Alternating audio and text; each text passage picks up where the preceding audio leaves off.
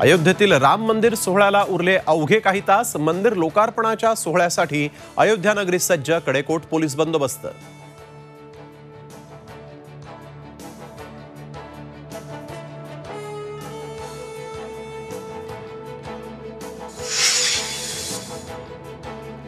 रामलल्लाला आज 114 कलशांमधून जलाभिषेक. प्राणप्रतिष्ठा सोहळ्यासाठी 2,500 क्विंटल फुलांनी मंदिर सजलं. थायलंड, अर्जेंटिनातूनही फुलांची आवक. राम मंदिर लोकार्पण सोहळ्याला शिंदे, फडणवीस, अजित पवार जाणार नाहीत. संपूर्ण मंत्रिमंडळ लवकरच अयोध्येत दर्शनाला जाणार. मुख्यमंत्र्यांची माहिती.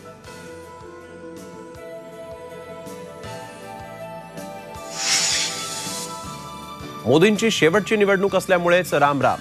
विरोधी पक्षनेते विजय वडेट्टीवार यांचा घणाघात. भाजप पुन्हा सत्तेत येणार नसल्याचाही दावा.